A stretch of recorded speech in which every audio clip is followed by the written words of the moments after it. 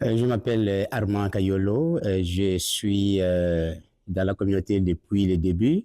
J'ai été CAT, premier CAT avec Papa Jean-Luc. Et j'ai été le deuxième président de la communauté, le troisième président de la communauté. Et ensuite, je suis resté membre du conseil d'administration pratiquement plusieurs fois. Jusqu'à aujourd'hui, je suis encore membre du conseil d'administration qui s'appelle maintenant CAT. Alors, quand on m'a demandé de parler de l'historique, je pense que on parle bien de fondement et de fondation de la communauté. Je dirais de prime abord que le fondateur de notre communauté, c'est Jésus-Christ lui-même. C'est Jésus-Christ lui-même qui est le fondateur de notre communauté. Et c'est de là que vient toute l'inspiration qui a vraiment encouragé les prêtres qui se sont réunis une fois à Laurentide, dans Laurentide. Ça, c'était en 2004. Alors, lors de cette retraite des prêtres, il y a l'abbé Jacques Kabangou qui annonce qu'il a parlé à 3 mamans qui lui avaient exprimé le désir de faire des messes en rite zaïrois. Ces 3 mamans-là, je pense que c'est maman Marie Kalala, il y a maman Isabelle Kadima et puis maman Nénette Ntema. Et après, donc, c'est là, je pense qu'ils en ont parlé au diocèse et le diocèse était très positif de l'idée d'avoir des messes en rite zaïrois. Après cette retraite, il y a l'abbé Étienne Mfouni qui reçoit comme par hasard l'appel d'une autre maman de la communauté, c'est maman Bernadette Ingungu, et sans avoir eu un lien avec les 3 autres mamans qui avaient déjà parlé aussi à l'abbé Kabangou. Maman Bernadette fait part de l'existence d'une chorale qu'elle avait déjà créée et qu'elle cherchait un endroit pour chanter, prier et en rite zaïrois.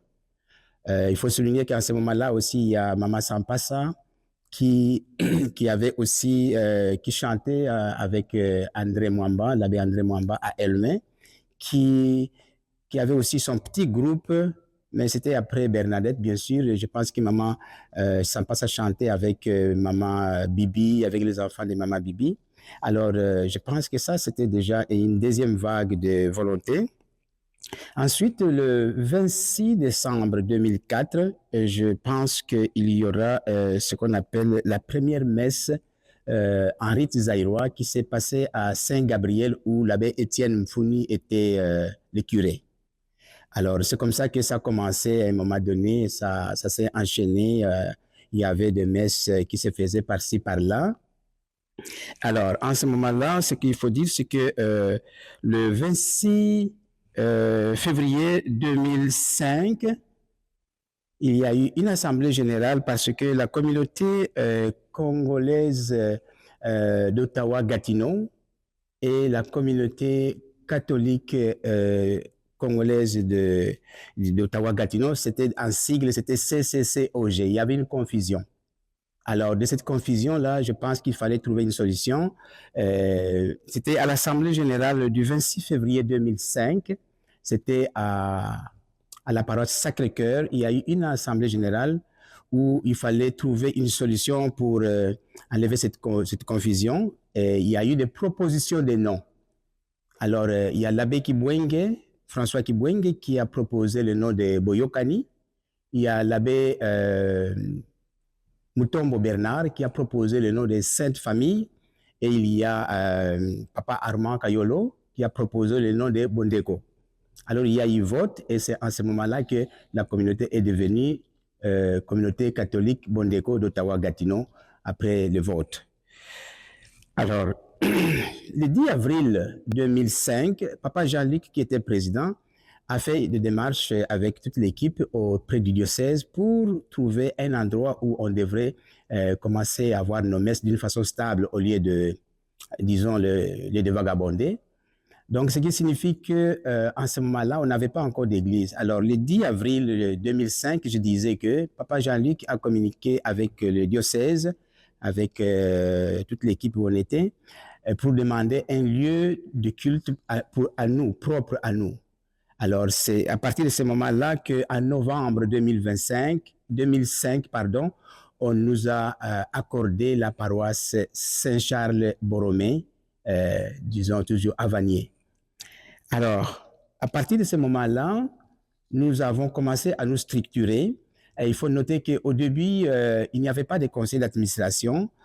Papa Jean-Luc, puis avec toute l'équipe, on faisait office de conseil de direction et de conseil d'administration, s'il faut dire. On combinait les tout, il n'y avait pas encore de structure. Alors, à partir du moment qu'on a eu l'Église en 2005, il y a eu une structuration, une réunion pour avoir un conseil d'administration. Et le premier conseil d'administration, c'était avec l'abbé Aimé Pévo, qui était le premier président du conseil d'administration. Alors, avec ce conseil d'administration, c'est là où on a commencé à structurer les choses, où il fallait avoir une commission de finances qui était dirigée par John Chivaza, je pense, oui. Et puis, on a commencé à chercher à avoir un compte bancaire. C'est à ce moment-là qu'il y a eu aussi les lettres patentes, il y a eu les logos qui s'est créé, il y a eu beaucoup de choses qui se sont créées, les commissions de liturgie. Toutes les commissions sont nées à partir de la création du conseil d'administration. Il faut dire qu'il y a eu d'autres conseils d'administration aussi qui étaient dirigés, entre autres, par Papa Albert Ntewen, il y a Papa Dovat qui était aussi, Papa Claudie, il y a Papa Frédéric Sanvoura et actuellement, je pense qu'il y a Papa Onésime. Du côté de l'historique en tant que communauté, comme président, je pense que Jean-Luc était le premier président et Papa Pierre Bolongo était le deuxième président. Et Papa Pierre Bolongo, malheureusement, nous a quittés. Et après son décès, j'ai été coopté par le conseil d'administration pour devenir le troisième président de la communauté.